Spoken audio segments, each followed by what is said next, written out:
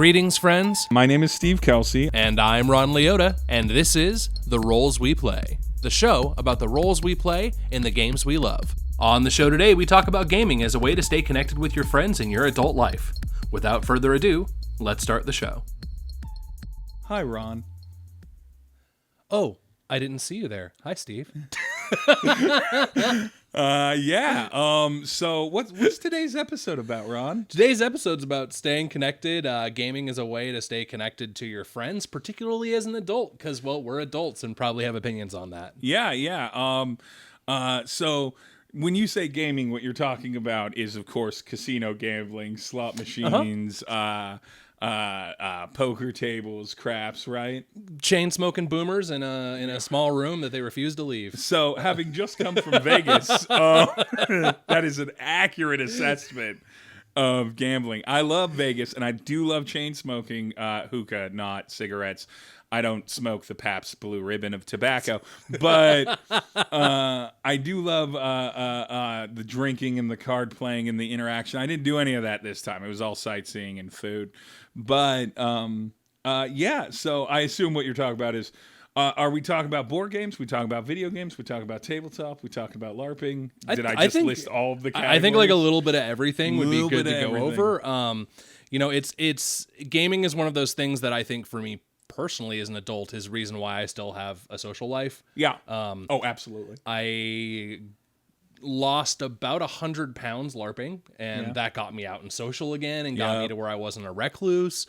I have weekly board game nights and weekly tabletop games. I mean, hell, to me, like this is what I think. As an adult, you need almost like scheduled things to do with your friends, and what is easier to schedule than like board game nights, you know? Yeah, right. Well, I mean, that was what they were. Board games were originally invented as an easy in-home family and friend gathering thing, so it's not that different.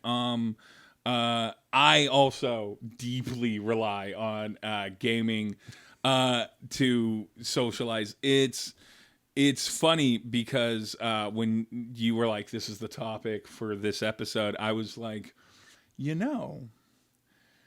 I realize that whenever I want to keep someone in my life, because what you do as an adult is you meet people through work, right? That's what you do.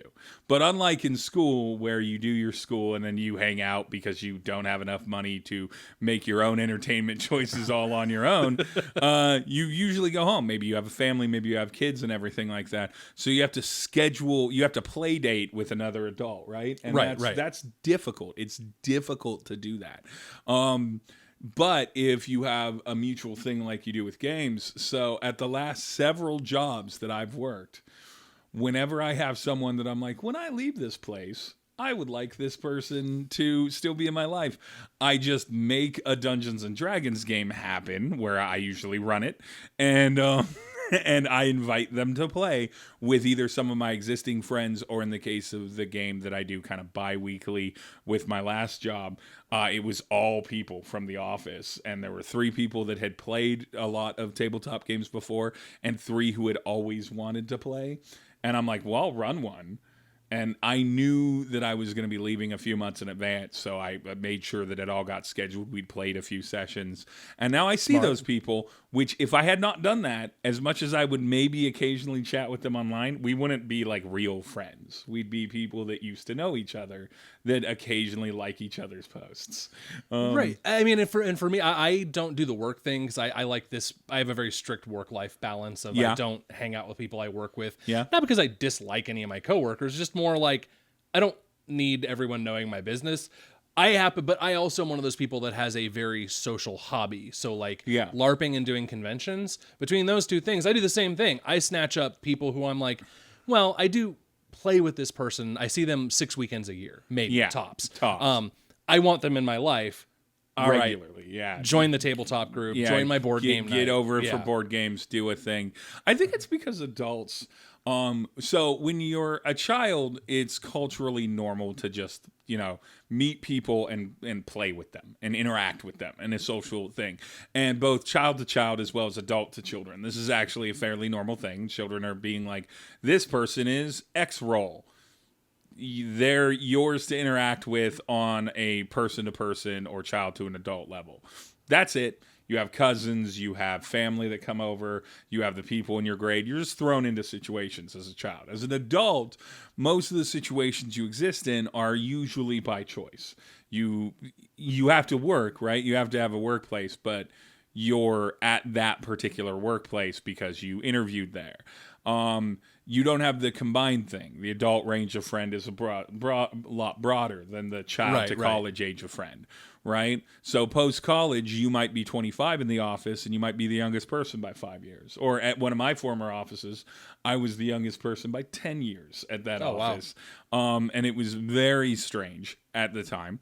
And so you have to have a purpose. Almost like a mask to the intimacy of saying, hey, I like you and I like being around you. So if you have a purpose, right? I wish we could get back to that, like, and it's a thing I always say about just in general gaming. I wish we could just be more kind to ourselves and allow ourselves to play and have fun. I wish we had that thing where, when two kids meet each other and they're like, you want to go play? And then that's it. That's 100%. Friends for all of elementary school. Like, friends for years. Yeah. How'd you guys meet? Well, on the playground one day, I was making mud pies, and you came over and asked me if I wanted to play. And then that's it. I literally met my best friend through growing up through childhood, high school, college, and pretty much all of my 20s. I literally met him because our parents found out that we were going to the same school, and we were both going in the same year, and I didn't have many friends and he didn't have many friends, and so they just brought me over to this kid's house, and he's like, it's like, hi, you're here to play together, and he's like, I have little Legos, and I'm like, I like little Legos, and then that spawned a solid 25 years of continuous friend. He was my roommate after high school for like 6-7 years when we both went to community college. I was the best man at his wedding. He was the best man at my wedding. Like a solid, super tight friendship for a long time. And now that I'm an adult and he's an adult and we both have things to do, we don't get to see each other very much because we can't work it into some sort of activity. And it's super weird, but it's just true. But yeah, that intimacy, that lack of intimacy of being like, I just like you. Can we do something? And I think also as an adult, you have to schedule your time. You have your 40-hour a week job, 50 hours a week. You have kids or a relationship of some kind, family members that you are obligated / want to see. Yeah. So like I think you have to schedule it, and it's almost more approachable as the friend to come to something. If it's like, we get together Thursday nights, like around 6-7 o'clock, there's booze, there's food, we play a game, everybody wraps up by like 10, you go home, get some sleep, go to work the next morning and everything, versus as a child, all of life is free to you. So you're like, yeah, I can hang out. Yeah, I mean, and I think that just progresses as you get older. As a kid, it's do you want to play? As a teenager, maybe early 20s, it's just like, hey, you want to hang out? You want to hang out? And like, it doesn't have to have any purpose. But like nowadays, I find out with, now that I'm in my late 30s and a lot of my friends are in their 30s, and I'm just like, there's not a lot of time for just, hey, you want to hang out? Yeah, no. Like, no, I'm watching the baby. What are you doing? Yeah, I'm watching the baby. Oh, I can't wait until people are just fine smoking weed around babies. Anyway, don't smoke weed around babies. That's terrible parenting. It's really impacting my chilling time. From two guys without kids. Don't smoke. We will give you some parenting advice. I'll give you if the parenting advice that I'm doling out is news to you, you can start with us, right? Yeah, because obviously real parenting advice too advanced. We're in basic human common sense. Don't smoke weed around your children. Anyway, so we're talking about we talk a lot about board games and D&D. I'm interested. So you LARP. Yes, I do. And LARPing is a little bit more of a commitment. It is than just rolling up in jeans and a t-shirt on a Sunday. So LARPing is a bit more of a commitment. How does adult to adult How does that work? Like, I've never understood how, because like I can get a D&D group together pretty easily. I get 3-4 people that want to play a game, especially if you're at a larger company. But it's not like I could have gone to Tableau, which was a company that I worked at which had a few hundred, and being like, hey guys, I'm just gonna throw down on a LARP this session, rented out a few cabins. Do 100 of you want to show up? Right? So that's interesting. So LARP is such a niche hobby. Yeah. First and foremost, Very specific. There's probably in the Pacific Northwest around 500 LARPers total, and way too many games for those people. Yeah. Okay. And that's really cool. And there's been this really big rise in popularity with LARPing, but I think it is definitely hard to just be like, hey, you want to spend $400 on a costume and come play pretend in the woods? You get to be an elf. You get to be an elf. But you have to stay being the elf. Yeah, or people might get cross at you if you don't stay an elf too many times. Were you not in improv in college? Come on. And that's the thing is you have to play upon those niches. So like one thing I tend to do is when I have somebody who's like, oh yeah, I was in theater and I loved it, but man, I'm not gonna be a professional. I go, you were in theater. Let me tell you about this thing. And that's so LARP is a great way to make friends, but it's not a great way to pull new friends into things. Yeah. Because you pretty much exhaust your friend group your first year of LARPing. Yeah. Of course. Any of your friends who are willing to try it are going to try it year one. And then you're done. And then you're out. And then it's not like after a few years, I've been dancing around this LARP idea for a while. It totally, I think the easiest is board game night, right? Oh yeah. Board game night is the easiest. It's easier, I'd argue, than say video games. Like most of the people, I have a few friends that I have independently that also I play online games with that are in-person friends. But so few, unless you're playing Switch games, so few video games are local co-op, sit on the couch together, like things, and then everyone has to like that game and be good. You don't have to be good at a board game, right? You don't have to like know it backwards and forwards. So I think it's a little easier to pull friend group in and really game with people to do that. Separately, however, of course, there are many MMO players and first-person shooter players, competitive people in your Rainbow Sixes, which just dropped their Battle Royale mode. Right. And then your Overwatch, of course, and everything that can squad up and play as groups. And I think that's a different sort of friendship because it's almost 100% reliant on the medium. Like board gaming is almost like the appetizer to an excuse to hang out and visit. Really, that's all that really is.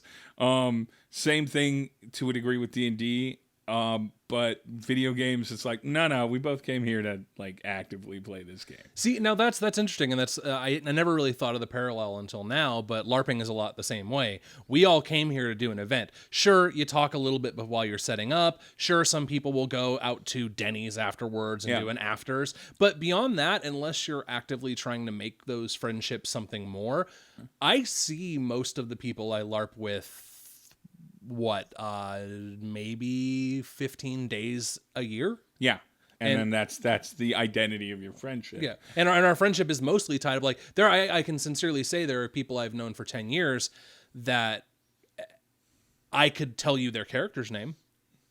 Yeah. I don't know their name because we've only ever interacted as people, as these characters. So it's a weird medium. It really is. I think weirdly enough, the most used gaming function, which is video games, the highest popularity of gaming, and probably the most niche version of gaming, have that same sort of like double-edged focus where it's just like, we came here because we all want to do this thing, and that's how we connect as people, and our personalities and who we choose to play or who we choose to be online when we're gaming all connect us, right? But we need this thing versus... And I've just drawn off my experience and what I've watched on various like live plays and everything with D&D. Yeah, you're playing characters and you're there for a purpose, but if you don't have a GM that's sort of locking you in step, there's a lot of wandering off the path on D&D and being like, and then we all got distracted by talking about this subject for like 30 minutes.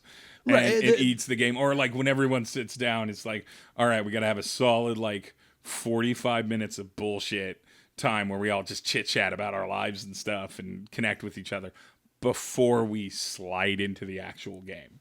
And I think that illustrates the point very well that people do use these things to stay connected as adults. That's why you have that 45 minutes of bullshit time because, well, frankly, I haven't seen some of my best friends in 2 weeks because they had stuff with their kids and they had a PTA meeting and I had all my stuff going on and we just didn't have a chance to hang out except for our every other week we game. And I don't know what they're doing. And I think I'm sure someone could psychoanalyze LARPing and be like, it's more escapism, like it's full escapism versus, say, a board game where you're just doing a task cooperatively or competitively with each other. So that's not really escapism so much as it is straight entertainment.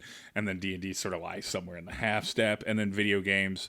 We talk about it and people are there for the purpose of playing the game, but like MMO players will sit online and bullshit because like they're just like it's almost light, busy work while they socialize kind of thing. World of Warcraft, Black.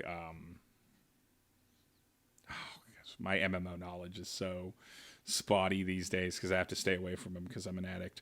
Anyway, but so you got adults, they meet, they visit, kids refer to it as playing, teenagers and young people, it's like you want to hang out. I feel like now that we're in our late 30s, we should convert to visiting because I think that's that is what it is. It's you sit down and you visit with each other. And hey, can you make a calendar event on Google for that and send me an invite? Yeah, exactly. I gotta make sure that's in there or else. So I'm gonna forget. Wait, like you can admit it, and I'll admit it too. And obviously, the people that go to this through various social links, we're old enough. It's a Facebook event. We're not young enough to be on. It's like just Snapchat me, bro. No, it's not. No, make a Facebook event or put it on my Google calendar. Yeah. Invite me in some fashion. So the other thing is, when adults go to do the things to game and connect with each other, it makes sure that they have a kind of a good time. I feel like a lot of adults don't live in a place where their entire social life is about just amusing the other people around them.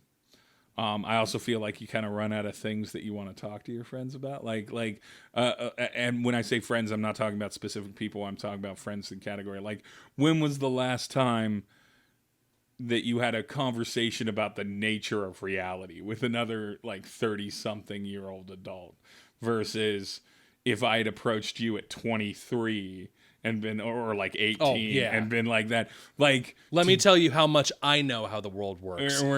Versus an adult that's just like, oh man, did you see the new Mark Maron comedy special on Netflix? That was good. I don't want to think about anything philosophical. I'm too tired. And I'm old enough to know I don't know shit. And and as somebody who doesn't really drink, I find that games are such a great social lubricant replacement. Because really, it gives you something to talk about and to focus on. Like, as an adult, when you go out and you want to hang out with people, if you don't have that thing, it's like you go out to dinner. You can only say, man, this steak is good so many times. Yeah, right. You go out to a movie. There's a social faux pas for talking during the movie too much. So that's why you do dinner and a movie, and then if you're not, God forbid you're not an extrovert, God forbid you're not a talker, right? Yeah. Or if you take a little bit while to warm up, right? I think, honestly, if I went to another coworker and I went to them and I was like, hey, do you want to go grab dinner after work?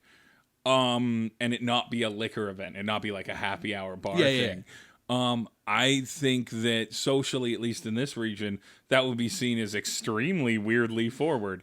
Yeah. But if I was like, hey, you know how we were chit-chatting in between whatever task we were doing at work about playing, Catan, I do a board game night. You're welcome to come. It almost seems like it's like, well, number one, your Yelp reviews say that you can get enough people together at your house that you can play a board game. So this isn't like some weird one-on-one, like platonic or potentially not platonic date. Right. And number two, is this a date? Are you asking me out on a date? number two, you've given me something that I can warm up mentally. I find I need that more as an adult. I can't. It's so hard to convince me to just be like, hey, it's Tuesday and it's 5 p.m. At 6 p.m., do you want to do something? Man, why didn't you warn me last Tuesday that I needed to do something? Is this on my calendar? I can't muster that. But yeah, socially, I think adults, because of the levels of walls and social protections we put on ourselves over the years, the concerns combined with the busyness, you got that excuse to hang out. You got that good board game to play that's going to be anywhere as complicated or as simple as Apples to Apples to as complicated, although I don't know, Twilight Imperium if you want to hang out for the weekend. But Arkham Horror with all the expansions active. Yeah, that easy stuff. But it can be as it can be as complicated as it needs to be. It can be as simple as it needs to be. But you have a thing, and it's a thing that you do together. And even if you don't necessarily aren't good at connecting immediately, you need that lubricant. You have a focus. The thing that you're doing is the focus. And if it's a cooperative game or a game where you're individually playing but not against each other, non-direct competitive game, then you're also coordinating with someone, which helps in the ability to bond, which is probably why you invited them, because you probably met them at something where you connected in some sort of like productive thing, whether it was socially productive, or whether it was work productive, or whether it was like in your case, you're like, I LARP with someone, I meet them and I like them and I kind of vibe on them a little bit. I want to do that. Well, you probably like them because while you were in character LARPing, it worked out. And that is a kind of productivity. It's weird to me that adults do that. And don't just say, hey. And like, it's understandable. It's just, it's strange to really think about how little honesty goes into the initial board game invite. Well, we have to do a dance. You said, just like, be my friend. Right. It's become socially awkward to just say, I want to be your friend. If you ask somebody out to dinner, it can have a lot more weight of to different it. Weird meanings. And you don't, especially if you're not trying to pursue something like that, you don't want to come off as like, oh no shit, I wasn't trying to ask you out. Not that I don't think you're a great person. I just want to be your friend. Like, and again, it's hard. So I wanted to switch gears just a little bit before we wrap up. Yeah. Well, considering I'm in my work from home gear, responsibly socially distanced as we're supposed to be, as much as we can here. I wanted to talk about how gaming keeps people connected in the modern era who've moved far away. Yeah. So I have a friend. Her name is Jace. For those of you that are watching this through Dying of Exposure, Jace is, of course, the main player in Chimera Sucks at Pokemon Shield, a Nuzlocke run. And she has her brother who grew up with, and they both played games, and that's how they connected when they were younger. And we all started playing Overwatch several years ago. Nice. And that was a game that her brother liked, and so she joined. She was like, "Is it cool if?" And we're like, "Yeah." Fallout 76. Before we knew it was garbage, right? Yeah. All of us were on it, and it was like that. And I don't know where he lives. I've met him a couple times because he's been in town, but I don't know where he lives. But I know things about him. We'll just leave it. Man down. Man down. Sorry, no face. I know things about him simply because we game together, and he knows who I am, and that's because it's her relationship. It's the same thing. The other member of Death Star, the other MC in Death Star, lives like 2.5 hours away now, and we connect he connects with his entire role-playing group over Skype. They all get together on Skype. They play the D6 1980s Star Wars RPG. Wow, that's a deep cut. The reason they play that is because when they were all children in middle school, they played the D6 Star Wars RPG. And so he had recommended, because most of them live on the West Coast, or they all live on the West Coast somewhere. But a couple of them live in Washington, a couple in Oregon, and one in California. So he recommended, because they were social media friends, what if we pick up that D6 Star Wars game and we pick it up in the 20 plus years it's been since we played it as kids, as a continuing story to the game we played as children. And they were all like, yeah, we got to do that. So they meet like once every 2 weeks to a month. They all get online, they all sit, they all drink, and they play D&D together. Well, they play Star Wars D6 together, like they did when they were Stranger Things age. Nice. And it's nice. So like it's real easy to do at this point for especially for tabletop. Pencil and paper, like Dungeons and Dragons, Mage, Werewolf, all that stuff.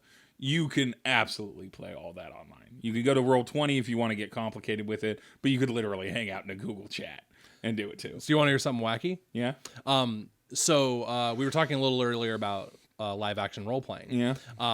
One of the cool things that's happening right now is LARPing is becoming much more accessible and very different. Yeah. I happen to know a couple people who are running digital LARPs. So now people from all over the world who can't just fly out to sites and do all these things, or maybe are stuck at home or whatever, can participate. And, you know, there's simple scenarios like you are all part of a starship in different portions of this huge ship, and you're communicating over communicators to coordinate your goals. And some people get really into it and put a green screen up. That's freaking awesome. Yeah, and that is awesome. And it's just hardcore role playing without a dice system or anything, just people sitting and playing characters. I think the big evolution there is that I think everybody was there, and there's websites like Roll20.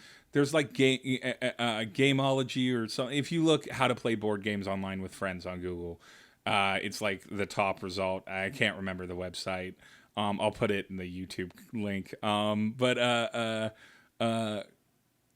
And there's that, but like that sort of thing, the LARPing, the sitting at the thing, that came into effect when cell phone cameras and laptop cameras got to the point, and internet speeds got to the point where video calling and video interaction, and like you said, some people bring a green screen.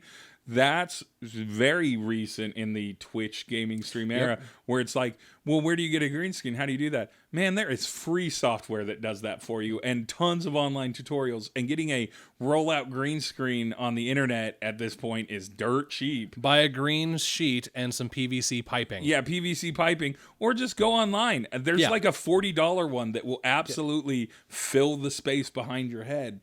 And you can make one for $15, or you can buy one for $40. Yeah. If you don't want to do that, and then endless free video software, trial video software has pre-set up green screens, so you can really get into it. And then again, every laptop comes with a mic. If you can't do a laptop, you got a cell phone with a selfie camera. Usually at this point, there's so many accessible ways to do it, so you can see each other. So you get that visual contact on top of that vocal contact. And I didn't know about digital LARPing, but it sounds like the next evolution in the mud and mushing that I used to do in the 90s, back when I had very few friends. I guess that's a form of gaming online that we haven't really talked about. Text-based forum LARPing is still a thing, very much. Yeah, I when I had one friend in high school that could only hang out on the weekends, I used to just go to the internet to role play and LARP on muds and mushes and mucks with my friends, and I'd occasionally talk to them on the phone afterwards. That was a little different because you'd be role playing in like a room or something like that, and then you'd usually have, like, for the people that you thought were really good at it, you'd have like a separate chat window and be like, oh, I'm doing this. But I was a teenager then too, so I was willing to double talk to people and stuff. Now as an adult, I'm like, no, I need to focus on the writing and character pathing of my thing. But back then, I'm like, I'm just basically playing the Joker, but like if he was a minstrel, or something. I just appreciate that we've gotten to the point where the only way to connect online to game with your friends isn't just video games. Because for a while that was the domain. That was it. You had to get Get good on at that something. EverQuest. Get on that EverQuest if you want to chat with friends, or get on Counter-Strike, right? But not to say that it's not totally still a thing and viable and fun. I mean, just the other day I was playing the new State of Decay 2 Juggernaut Edition with my wife and my best friend. My best friend moved up the mountain and is now not just down the street anymore, so I don't get to see him much. We still meet and play games probably every 2 or 3 days. Easy to schedule and get everyone online and just start doing it. It's one of the few circumstances where I can just be text message, you want to play Destiny? All right, let's do it. All right, this afternoon. You still have that bond. You can maintain that in a way that's almost easier. Like, I would argue it's so much easier to get me to like call someone or like do something if I can stay in my house suddenly than if I have to leave my house to go somewhere to go do the event, right? Like if you're like, hey, we're all just hanging out, you want to get online? Yeah, no, that's fine. But if someone's like, hey, we're all just hanging out, you want to go to this bar? I'm like, I'm not wearing pants anymore. I don't know about that. I'm shut down for the night. I'm eating things off my stomach. We're over. Steve, it's 3:30 p.m. I don't work, right? Like, I'm socially distanced all on my own. No pandemics needed. Pandemic's a great board game. We'll get into that in the next episode. I think it's great, and I think it's an excuse. It's the sports bar of the thing. It's the sporting event, for that matter. It's the hiking. I know a lot of friends that they're like, oh yeah, I joined this hiking group and we all talked about hiking. One last thing I want to mention. Good to know. One last thing I want to mention before we wrap up this episode. In one of the most extreme moments of gaming community, and we can't talk about how adults can connect without mentioning this. In 2017, Pokemon Go came out, and it changed the dynamic of that season. Because when Pokemon Go came out, a community of people that had nothing else in common but the idea that they might like this game, and then when they got it, they did like it, suddenly was there to bond. There were, eventually, because Niantic was not actually a real gaming company, but in fact a data processing company, and so they didn't do the things they needed to do early on that they now do with Pokemon Go, to kind of keep the community alive and invested. But for those first 2-3 months, oh my gosh, everyone I knew was playing it, walking around with it. Me and my wife would go out multiple times a week and go to different particular spots, and connect with those people in casual, and then you'd find people that you were acquainted with. All you'd have to do is walk down the road and just look for somebody looking at their phone intently, and then I was resistant to Pokemon in general. It's not I grew up at the wrong time. Yeah, a little too old for Pokemon. Yeah, and it was just never my thing. Didn't really play any of the Pokemon games, but Pokemon Go I picked up as an excuse to get out and go for walks. And yeah, I'd be walking down the street and somebody'd yell, "Oh, hey man, there's a Pikachu down the street." Yeah. And I'd be like, "Oh, I better go get the Pikachu." People are being social. Yeah, strangers. They're connecting. I remember being in downtown Kirkland, which is not really a downtown, but waterfront Kirkland, across from Seattle, and it was like a community event or something, or like just a big thing, and it was back early days, right? So they were the starters were still hard to find and everything, and the whole area had just all decided that it's like, okay, there are Charmanders in this area. There was a nest. I mean, this thing went crazy, right? There was Silk Road came out to track where Pokemon were. There were APIs for Google Maps to tag like Pokemon nests and likely things and where the best spots were. You go on a Sunday to like a park that had like 7, 8, 9 Pokestops in it in kind of a circle pattern. Everyone would lure them up. I kid you not, when I was like about a month into it, we were on a Saturday night, we were at a park in Bellevue, Washington, and there was a guy with speakers and a DJ set up just at the top of the park, just spinning. He was just spinning at the park for the Pokemon things. There was a person out there selling knockoff Pokemon plushies. Because of course they were. They'd have people from the Mod Pizza right near there come out and be Smart. like, hey, we're doing a deal for all Pokemon Go players, because they'd come out to the park, they'd see it was popping, be like, Pokemon Go players, show us your Pokemon Go account on your cell phone and we'll throw in like a free shake or whatever, like a free thing. It was a moment of gaming strangeness, and I don't know if it will ever be as easy to recreate again, because Pokemon is such a big franchise. Yeah. And everything. But in that moment, that was a community drawing thing. Age didn't matter. Nope. Area didn't really matter. What they were into outside of it. We were all playing Pokemon. We were all friends. We were all cordially helping each other out to do things. And then sharing Pokemon memes on the internet.